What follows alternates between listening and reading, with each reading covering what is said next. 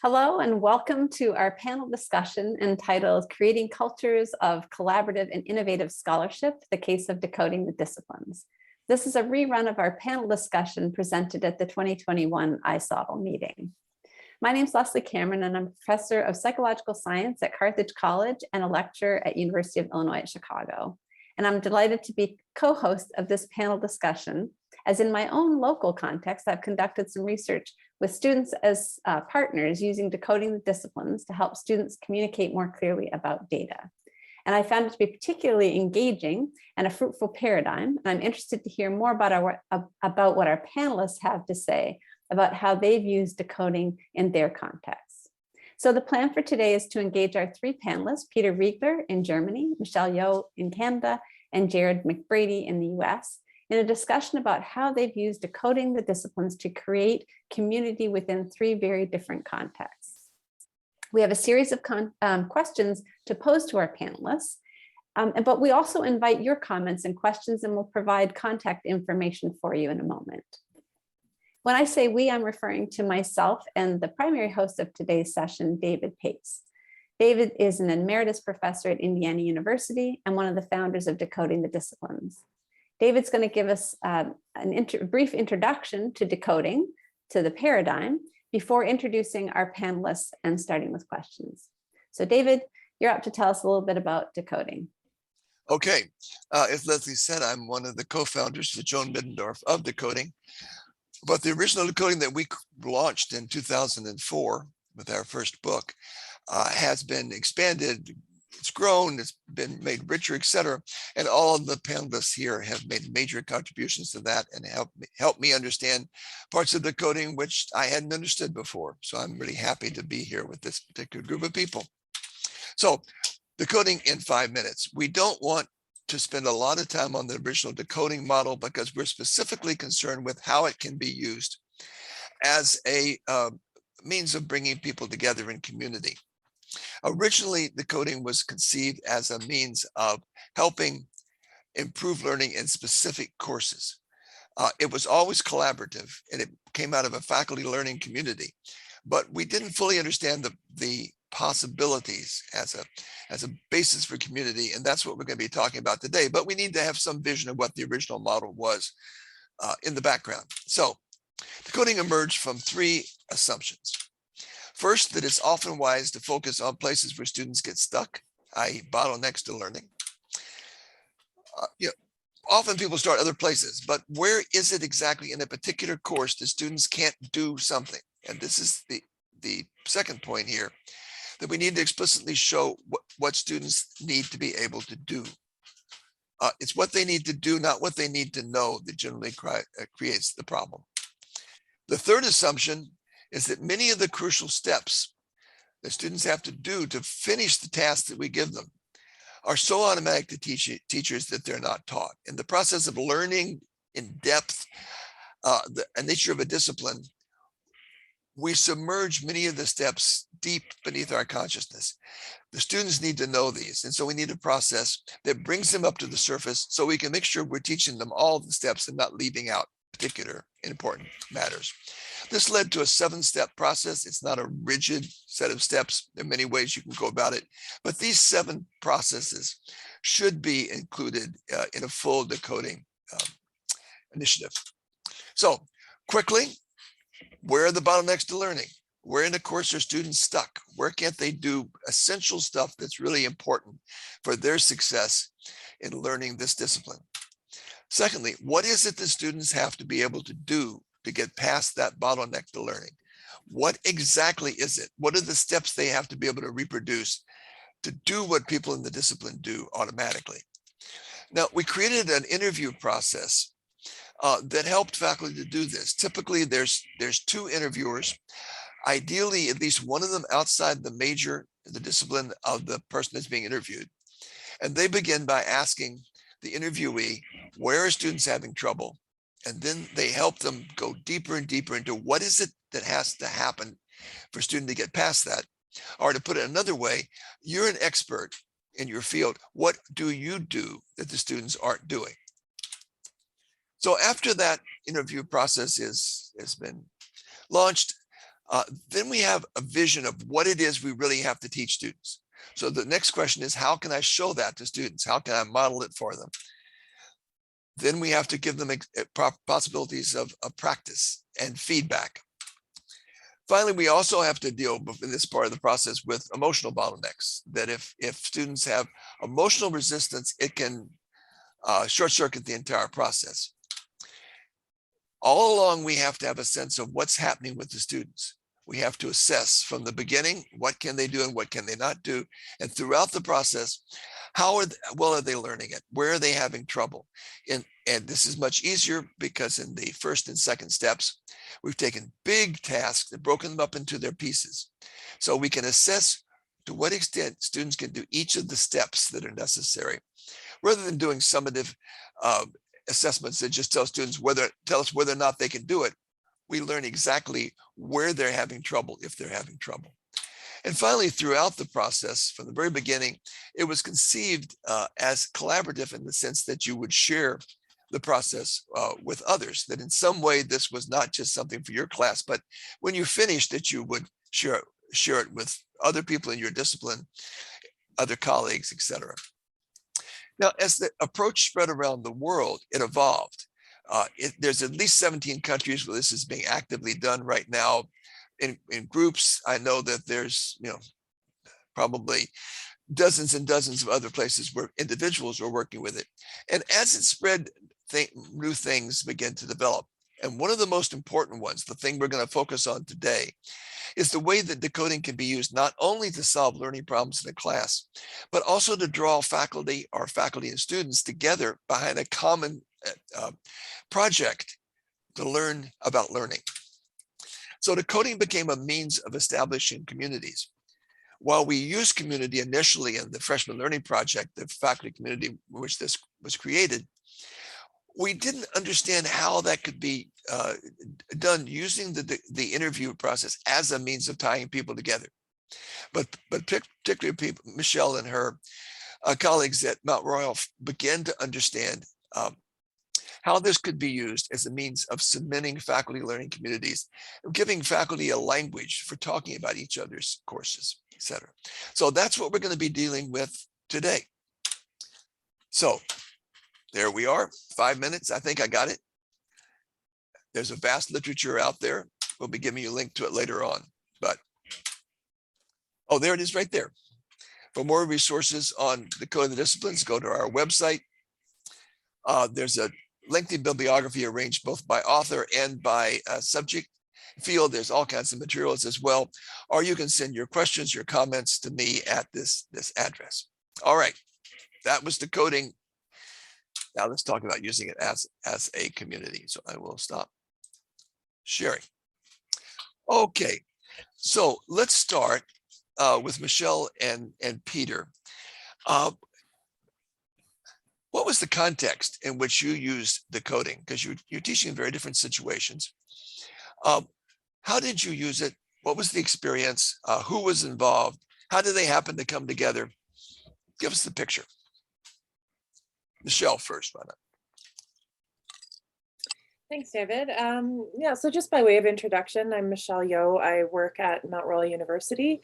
I direct the Mokakik Center for Scholarship of Teaching and Learning in Calgary, Alberta, Canada. And at the time we were doing this work, this is work actually from a few years ago for me. I was doing faculty development in our teaching and learning center. And working with a group of folks, they had started with one of my colleagues actually in a previous year in an assessment faculty learning community, and then came across David's work, David and Joan's work, and got really interested in decoding the disciplines. So I think, David, that was the time when we invited you to our campus to start working with us. And then we carried on for another couple of years as a learning community, exploring decoding the disciplines. So we started by interviewing one another in the learning community, and then we expanded that out to invite other faculty members and on campus to be interviewed, and then wrote about those experiences and what we learned. It was published in 2017 in an issue of New Directions of Teaching and Learning. So yeah, I guess that's the context that we were working with. And I want to encourage everyone listening to go to that book. It's linked on our website. It's wonderful examples of how this material can be used in faculty learning communities. So Peter, what was your experience? Let me introduce myself first as well. I got acquainted with decoding while I have been computer science faculty at the University of Applied Sciences in Germany. And well, at that time, we met in a workshop on decoding, and there was a bunch of people saying, okay, this is very interesting. This is very helpful to, to attack our daily struggles in teaching. And this group was the seed for what is now the Decoding Working Group, which is a nationwide group. So that's different to Michelle's setting, a nationwide group in Germany. We're meeting 3 times a year, and other than that, we evolved in the same way. So we started to interview, each other, and it's an open group, as in the case Michelle told us. There's a number of people involved. Mostly it's instructors, teaching, teaching support center staff, and some occasional students. And Peter did not, I think, give his last name, and we don't have it on the slide. So Peter Riegler as well. And once again, I recommend everybody that's interested in this material, go to the website and look at the online volume that Peter and his colleagues at the DIT Center produced on their use of decoding. It's great stuff. And they kindly translated it in English as well. So there's a German and an English version. Michelle, what was the experience of decoding interviews with members of different disciplines? You brought together people in several circumstances in which people were not in the same field. What was that like? Yeah, I mean, I think all of us within the group, and then folks that we interviewed from outside, represented a pretty wide range of disciplines, nursing, journalism. We had education and folks from science as well.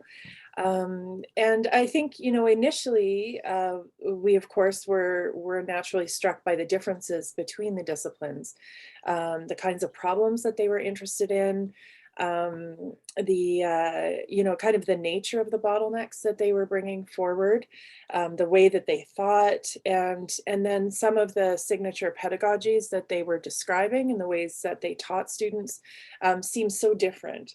But as we progressed, what became really obvious to us was what we hold in common. And I think that was a surprise for us. So we started to notice things like identity, the formation of identity within a discipline. Everyone talked about that. Notions about deconstructing and reconstructing, teaching students how to do that, whether it was a problem in engineering or how to choose a story. When you're a journalist, how do you know when it's a good story? That they all talked about pattern recognition of different kinds. One of the ones that really interested me was provisionality, something we call provisionality, which is that folks as experts learn not to jump to conclusions, but to seek information and hold off on making a judgment. And that was something that they saw in their students that the students didn't do. They were sort of rushing to conclusions. Expanding thinking, thinking about how to be attentive in your discipline. Like in athletic therapy, for example, people really listening and being attentive to the patient when they come in with an injury. Taking agency. And finally, ethics and also authenticity was part of everyone's discipline. So it was these commonalities that were really became of interest to us. Yeah, so that's a lot of what we explored in the writing. in different ways. When Joan and I were first struggling with all this material in the late 90s, there was a lot of concern about finding common threads across disciplines and talking about critical thinking as a generic phenomena. And we found that that wasn't very useful because very often the similarities were very, very superficial. But one of the things I liked about your work so much and that of your colleagues was that you first went deep into particular disciplines in the experience. And then you saw similarities at the deeper level. You weren't just looking for superficial ones, but you were going deep for that. Peter, you were operating in, I think, a really fascinating situation, and one that's particularly under current conditions very promising, which is dealing with people at different universities. So how did you do that? I feel quite, by and large, that's not really a challenge because it facilitates issues. You know, often faculty tend to be more open when they are outside their departments. They're more open to speak about teaching. And also when they are away from their home locations, they don't get that easily distracted from local business. So they commit themselves to go for a day or 2 days to the working group meeting, and then they are there and there are no distractions from the outside. So from that perspective, it's pretty helpful to have a cross-university working group. And I hope we could do more of this. I think the possibility of regional meetings of the sort that you're doing, or perhaps putting them onto a conference so that people would go to the conference and then they'd have an extra day of doing decoding interviews with each other is extremely, extremely promising. Well, I'm going to pass it on over to Leslie now. So it leaves us to introduce our third panelist. Jared, do you want to both introduce yourself, as your colleagues have already done, and then tell us a little bit about your context? And you and I both done work with students in the context of decoding, which is a little bit different. And maybe you can tell us a little bit about what that work is like and what that experience is like. Absolutely. So my name is Jared McBrady. I'm an assistant professor of history at SUNY Cortland in upstate New York in the United States. Where I also coordinate our program for future secondary history teachers. And so I first encountered decoding. I did a study where I spent a semester at Indiana University. I was watching college students learn to become history teachers, and I was watching them navigate through two communities of practice, the School of Education and the History Department. And that's where I met David and others who are working on the History Learning Project and encountered decoding. Fast forward to my job at SUNY Cortland, I was teaching a course for these future high school history teachers on the scholarship of teaching and learning. And I wanted this course to move them from becoming just consumers of SOTL research to becoming actual producers of SOTL research. And so that decoding became a great paradigm for them to learn to do that. And so they did a decoding project where they were interviewing. And so I engaged with students in two different ways as partners. First, there was the teacher candidates. They were doing decoding interviews, but then I had them interview students in a world history survey course, a general education course, to decode what they were thinking around a particular bottleneck in history. And that bottleneck was, how do you select credible sources for a history paper? And so this was the context, was I was having two groups of students work together. Teacher candidates were decoding the bottlenecks by interviewing undergraduate students and then making suggestions for how educators might help these undergraduate students work through that particular bottleneck in thinking about history. So my community of practice that I was working in was within our department, our history department at SUNY Cortland, but it brought together faculty, it brought together our history majors who were teacher candidates, and it brought together students who were taking history courses. Okay. So, Leslie, do you have anything to say about yours, or go on to me? Your experience. Or should we just go on to me? I might just, I'm inspired to add a little bit of something from what Jared was talking about. So I work with students. I started out with decoding with faculty, and this problem of helping students or trying to understand better how faculty read graphs so that I could then help students. And then the work with students, both which was really in the context of students as partners, which I found a particularly fruitful way of working and of doing some SOTL research. And this is along the lines of the work that Peter, and now from Elon University, has done a lot of work in that area. Anyway, and I think what's really been helpful about this is getting different insights into so what we did with the students was have students conduct research, conduct interviews with other students about how they read graphs, so that we kind of see what are faculty saying about how they read graphs and what are students saying. And that really gave us some useful insights into graph reading that we wouldn't have had we not had that kind of student perspective. So I'm sort of thinking about the question to everyone here about how the use of decoding in these groups that you've been working with helped bring some insight, or if ideas emerged that wouldn't have emerged if you hadn't have been working kind of in these contexts that you're working in. So that's open to everybody, I think. Yeah. That's okay, David. That's right. Yeah, that's right. Now we're going to move to a series of questions for everybody. So what do you think?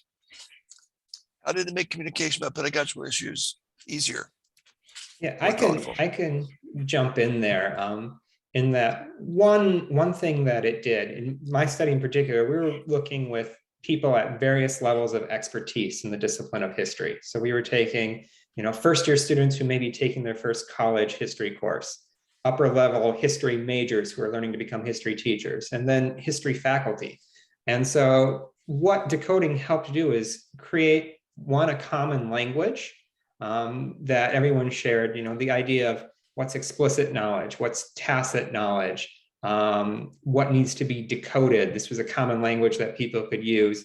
And then drawing on cognitive psychologist Sam Weinberg, who studied a lot of historical thinking. And I would suggest, even though he doesn't use the term, he's done a lot of decoding of how historians think, using some of his language, sourcing or contextualizing or corroborating to name particular heuristics that historians do. This all became a common language that we could speak across.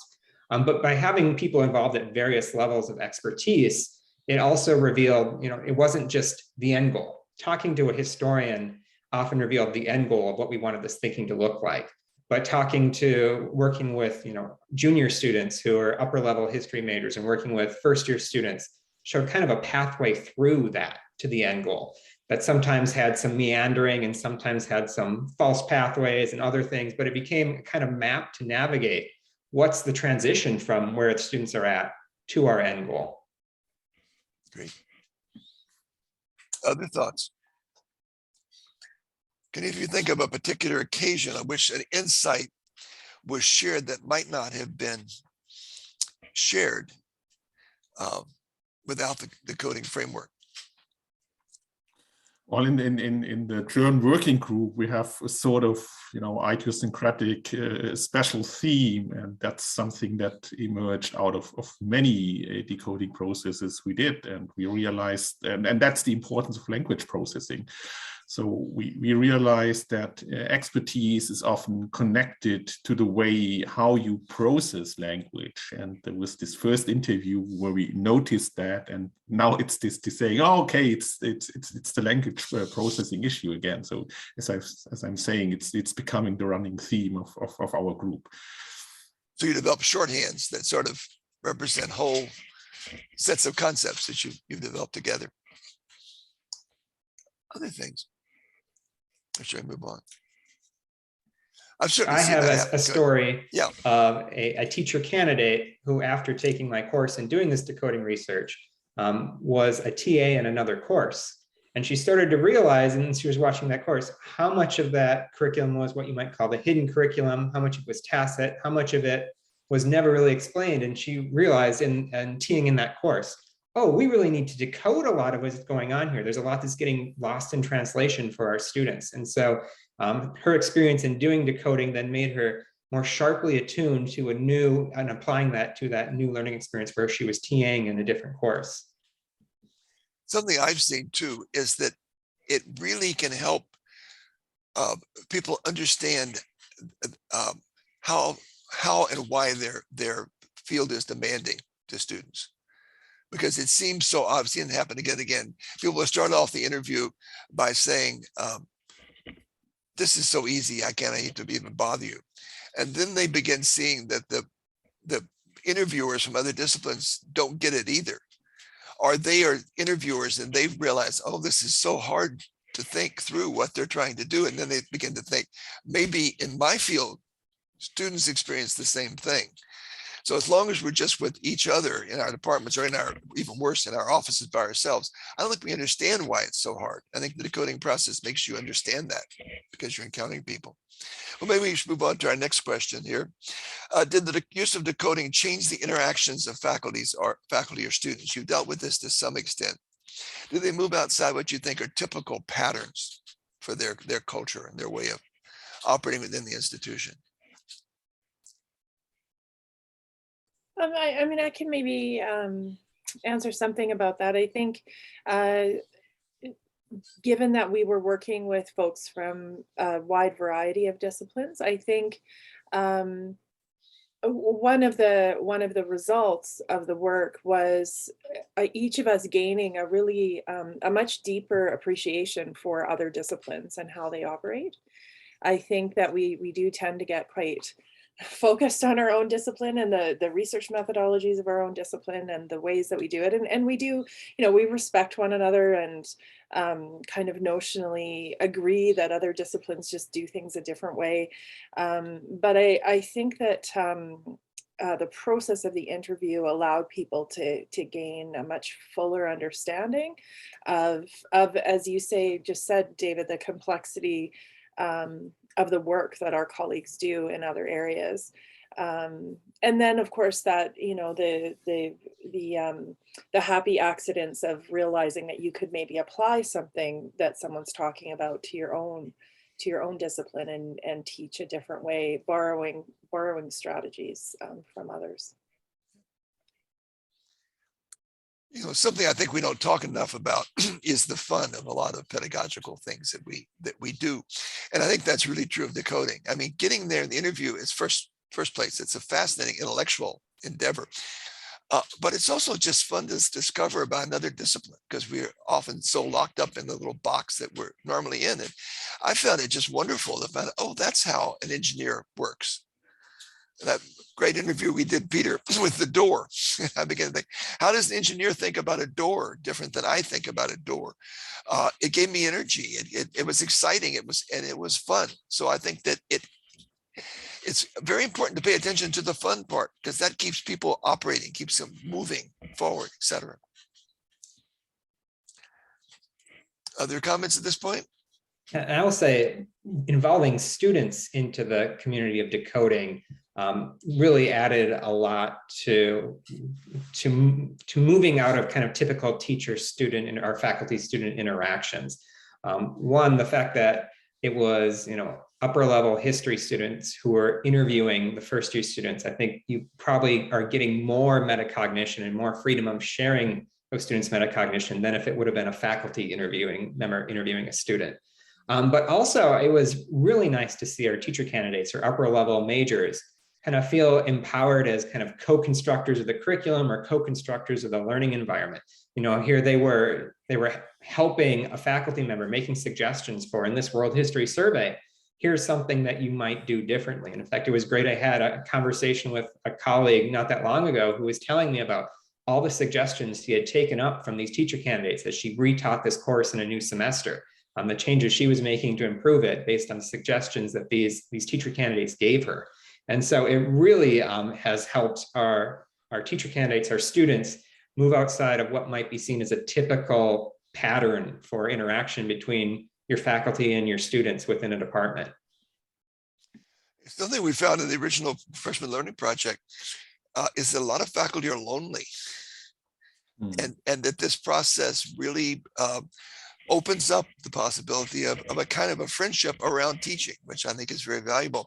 On my campus, we're going to try something this summer, which I think is completely new. We're going to use decoding to bring together groups of college professors and high school teachers teaching in the same field, and they're going to be doing interviews with each other, identifying what are the bottlenecks that students encounter in the introductory courses at our university, and then talking about what's happening in the high school, and beginning to develop common strategies that be used in both areas, and also to give the high school teachers clearer targets in terms of what the bottlenecks are. But in the process, we're going to be bringing people together that don't normally talk and don't normally have a framework. And I'm hoping that the decoding process will allow them to listen to each other and to begin to develop, as Peter was saying, kind of shorthands for their fields that destroy this, what I see as extremely dysfunctional division we have between high school and college. So I think decoding can be used to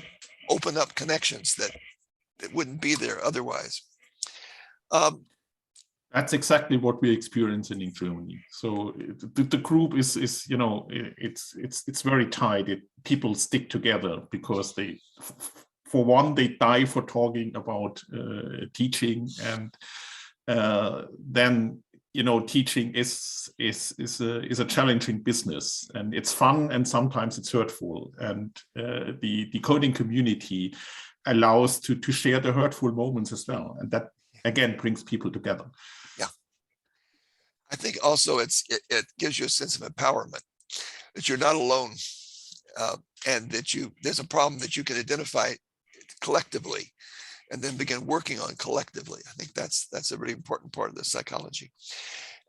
Any particular example of an insight that you think the community gained through decoding that they might not have otherwise had? We may have already covered all this, but anybody have an example?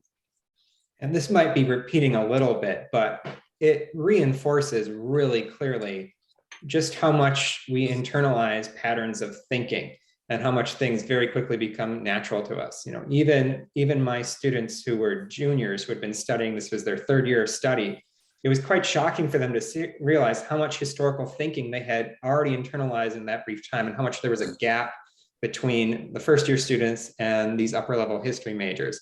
Now, when you add getting a master's and then spending a time earning a PhD and then working in your field for years after that on top of that, how quickly and how far you might internalize thinking that seems perfectly natural to you, but is completely foreign to the students in front of you. Yeah, and I mean, I'd just like to build on that. I think an insight that we had was related to identity, that it wasn't just patterns of thinking when you're thinking about your discipline, but we really realized how people had internalized those identities in their lives. So that, you know, once you became a nurse, when you walk down the street, you are looking at people and thinking about their health and what, you know, like noticing a limp, noticing someone's color, noticing, you know, various symptoms just in strangers. You kind of can't turn it off. If you're a journalist, you start to think about the world as you know, potential stories around you. And we found that really quite fascinating, and people had internalized those identities without even really realizing they had done it. So it caused us all to think about, you know, what lenses do we walk around the world with, and how does that help us or maybe hinder us sometimes in limiting the way we see things. I came to that kind of realization myself as a historian when I realized that I had trouble reading stories to my children without checking the publication date. That somehow, as a historian, I didn't realize until I got into decoding, but that reading Goodnight Moon, it mattered to me that it was written in the late 1940s, because that's how I organize the world so much, and it's useful. So let's conclude by just talking in general about what advice you'd give the people interested in using decoding in a context similar to the one that you dealt with. What kind of obstacles are there to bringing people together in the process? What strategies did you develop for getting around those obstacles? What advice, you know, what can you give to help people that want to do this?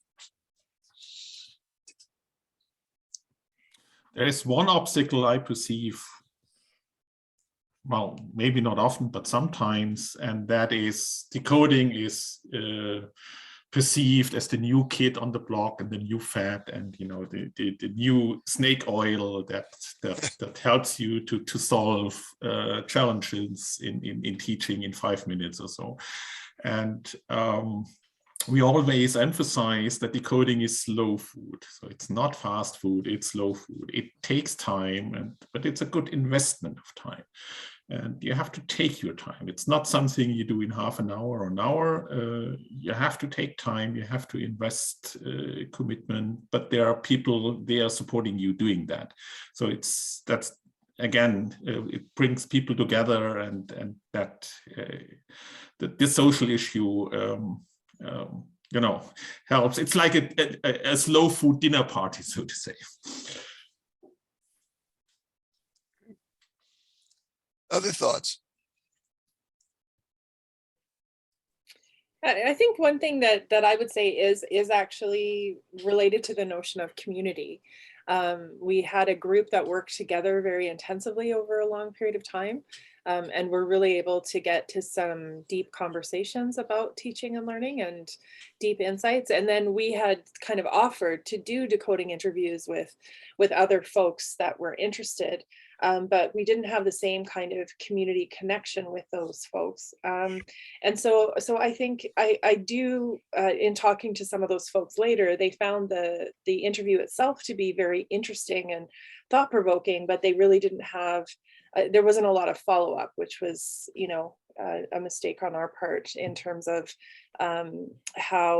how we included them or followed up with them later. So I do think this work is best done in some form of a community, if you can create it. Yeah, I was so impressed with the stuff that you and your colleagues did, in part because you did a much better job of creating communities that lasted for a while, and you built things in instead of just doing the interview. You then, at least in some cases, did transcripts, interviewed people, wrote the commentaries on the transcripts, and then shared those with other people. And so it wasn't just like a one-off; it was a process. And the thing of interviewing each other over time begins to keep the tie the group together. And I think that's the core to any change in any social system, is forming groups that last and share things. And I think decoding is one of the things you can use to keep people together, but that it's really important not to see it as a one-off thing. And I'll add, a piece of advice, and then one of the challenges of doing this work. And so to agree with Peter that decoding is certainly slow food. It takes a while. But you can also have an appetizer.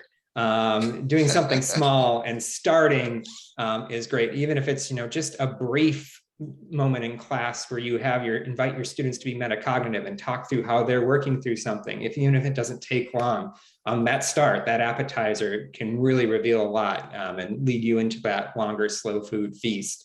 And then so that's the advice, is you don't have to start big, even though it will eventually, it will build, but starting out small is perfectly fine to start with decoding.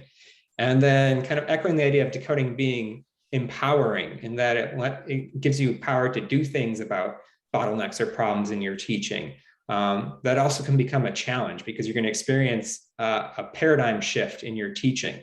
What used to be, oh, this is a student's problem, I don't have anything to do with this, I just need to do what I'm doing, and if they don't get it, it's their fault. Now all of a sudden becomes your problem, because the question is, all right, this is, it's a research question. There's a bottleneck here. How do I research? What's the best way to figure out what's going on? And how do I come up with an intervention that's going to help solve this problem? And so it's empowering, but it also then doesn't let you shirk responsibility towards being an educator and working with the students you have in your classroom. Yep. I think another obstacle too, in some cases, is the question of safety. There's something pretty intimate about the interview in a certain way. You're sharing something. People need to feel safe. And in some circumstances, particularly working within a department, you have to be sure that people know that what comes out is not going to be used against them. So paying a lot of attention to that, to who you bring together, so that they feel like they really can open up about what they understand and what they don't understand about their own classes, that can become a real obstacle if you aren't careful. Other thoughts? I wanted to just add that, reinforce something that you said earlier, right at the beginning of talking about decoding, that it's really about what students are doing, what you need students to be able to do, right? And so the problems, focusing on that, I think I found that really interesting to think about as a cognitive psychologist, right? To think about my own thinking and try and make sense of that in order to help students. But really focusing on what you want students to do rather than know, I think is such a powerful and exciting opportunity as a professor. Well, I think we're getting to the end. If anybody has any thoughts they want to add, please do. But otherwise, to all the people out there, I hope this is useful. We've put my email there. We got the website as well. If you would like to be part of the Decoding listserv, then be sure to email me. I'll add your name to the list. If you're interested in forming groups and working with other people, then contact us and maybe we can begin to connect you with somebody who's doing this work. And if you have ideas about how to create communities, how to create the context within which communities form and get sustained and last, please send us your ideas, because we're at a kind of crucial stage with decoding. It's how do we go on from here? How do we take what we found in these contexts and make it available to more people? So if you have ideas, please let us know. And thank you for your time. And thank you to all my wonderful panelists here. And I think we're going to close out right there.